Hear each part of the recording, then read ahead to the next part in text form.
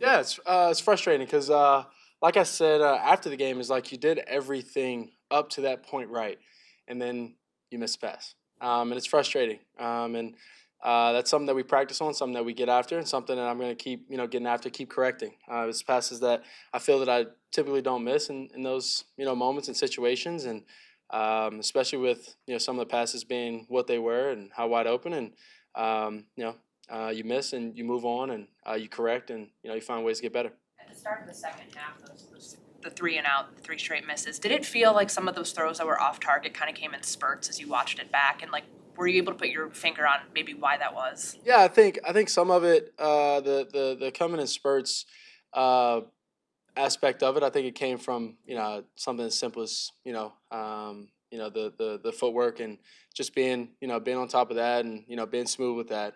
Even if footwork was right, it's just being smooth with it. Not being hesitant and letting it rip. And I think that's always something that quarterbacks need to have in their mind, and something I always try and have in my mind is be decisive. And decisiveness always wins. And when you start being hesitant, things like that, you start missing passes and easy passes that you feel that you don't typically miss. How would you describe your responsibility in the false start issues that popped up in the first half the other night? Yeah, I think some of it is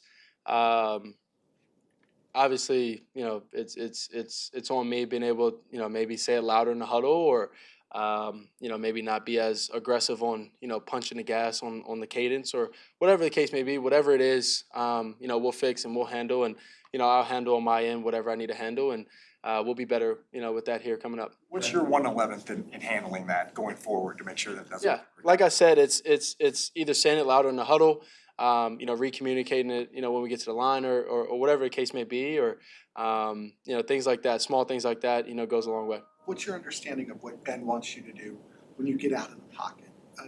We've had coaches here who coach, keep your eyes up, go deep. We've had coaches say that if you're going to run, run. Yeah. What are you, especially the other night when you seem to take off a lot?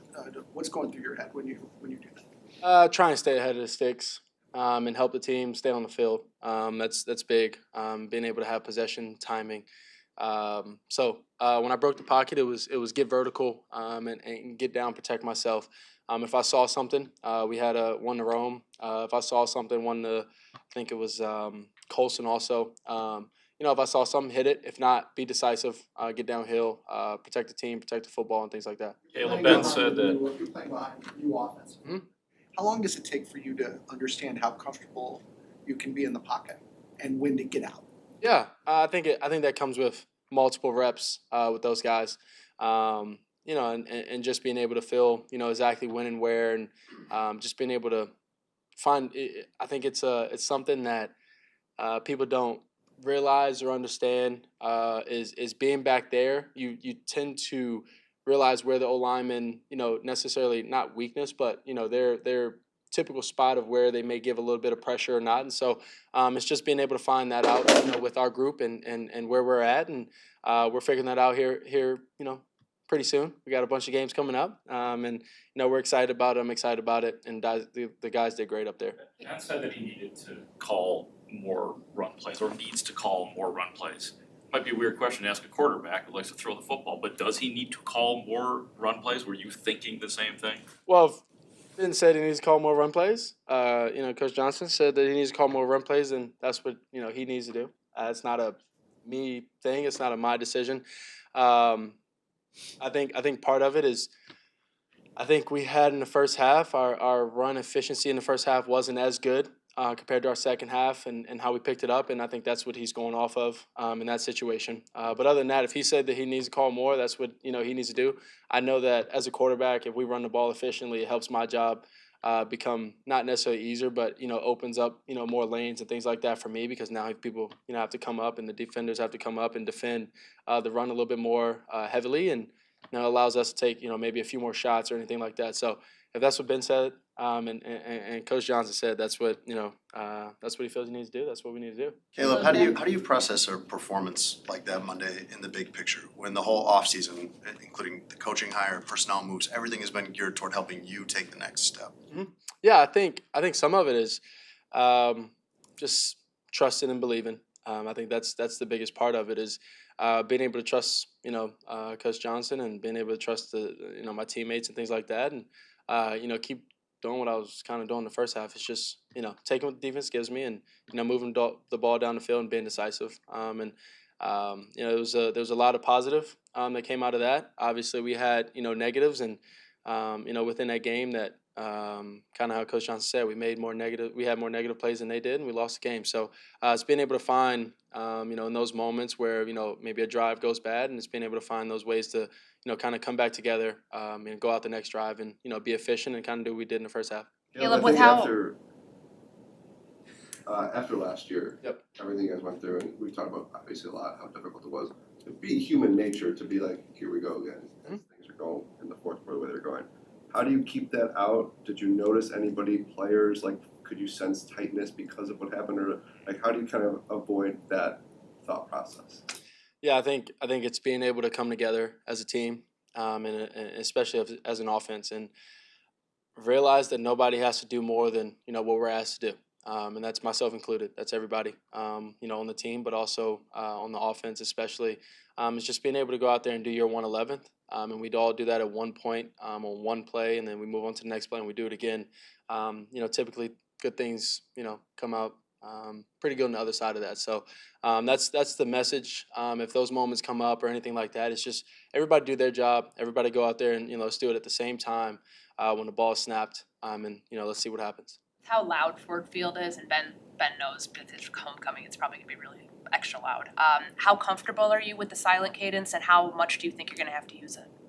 Yeah, you definitely got to use it on a away game, especially any in division game that we're going against right here coming up this week, and being able to use that effectively is going to be good for us. I've had practice with it since last year, and then now through training camp, and this week we're going to be using it. So it's something you need to use in those loud environments, and I think we'll use it effectively. In the fourth quarter on Monday night, you had the touchdown drive. There's a shot on that play. You took a deep shot down the left sideline to DJ toward the end zone. What was your view on that play? Did DJ convert the route, or what was your view of how that unfolded? Yeah, so that unfolded, and DJ ended up converting. The safety was tucked inside, and just ended up not being on the same page with the ball and things like that, and he ended up doing a good job, popping his hand up in the air and showing me, and just got to deliver him a good ball, probably a line drive next time, and just get the ball in his hands as fast as possible, and let him go, be special from there. How do you get in sync on that?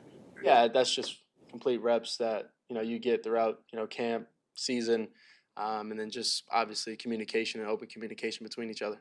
Caleb, has Ben talked to you about any tendencies that the Lions defense might have, like using his knowledge for things that you might be able to exploit?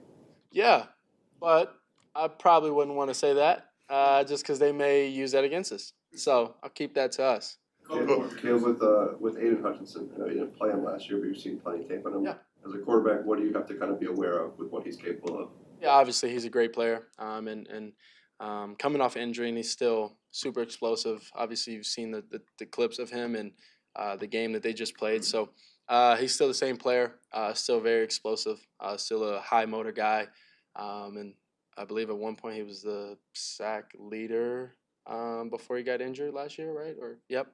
And so just being aware of him, knowing where he is, and being able to help the lineman, getting the ball out early, and slowing him down in those ways, and then just being able to take care of him, in our game plan. How do you look back at the last game there when you went there for the Thanksgiving game last year? How do I look back on it? Ford Field, yeah. How do you look at that now? Months later, a year later. Yeah, good team. Made a lot of plays. They made a lot of plays. They came out with the win, and we move on from it. Caleb, Ben was talking about how Flores blitzed less than he expected, and in that retrospect, maybe he could have adjusted sooner. Yep. What do you learn when you go into a game plan and the team does something different than what you guys have prepared for? Yeah, something that you learn from that is being able to adjust very fast. It's being able to come together on the sideline and kind of talk about it, kind of discuss after the first 2-3 drives. You start to kind of get a feel for what they're doing. And they blitzed a lot less, and when they did blitz, it put us in a good spot on that fourth down towards the end of the game. And but other than that, you find ways to adjust, and I think we'll do a better job with that throughout my career, but also these next upcoming games of when we go out there and teams don't do exactly what we thought they would, or similar to what we thought they would, and we just adjust faster and better. Caleb, do you know what your fastest recorded speed is? Probably like 22 miles an hour at some point. I think you were over 20 on the touchdown run. Yep. Have you done any speed work to improve that, or is that just something that is a little bit unheralded? No, I think I've been kind of fast. It's just I just choose how much speed I need to use to just stay as far away as I can from the defender chasing me. In certain moments, you open it up, and then certain moments you just, like I said, you stay away and use the proper amount of speed to just stay away from whoever's chasing me. Do you have to worry about self-preservation there, that if you're gonna take off and run, there are risks and you need to protect yourself? Yeah, absolutely. You do understand the position that you're in and that I'm in. And you don't, if it's fourth down, if it's third down, game time, or anything like that, it's time to go get the first down, or if it's fourth down and goal or whatever, we got to go get the first. You go get it, and that's the mindset. But in any other case or anything like that, you protect yourself. You get down, or if you're going for the end zone, go for it. When you took a shot in the shoulder, were you trying to protect yourself? Yeah. I tuck it close, tuck my arm close, and so if anything happens, it's everything's tight, to the body, and protect myself in those ways. And I am 230, so I'm a larger, kind of condensed human. So do understand that, and you do understand who you're attacking in those situations. If you're attacking a backer that's larger than you, a D lineman, whatever the case may be, safety, you go down. If you're on a corner maybe that isn't necessarily known for tackling, you try and go for it sometimes. So it's just knowing the situation, those split second moments, and going after it. Thank you.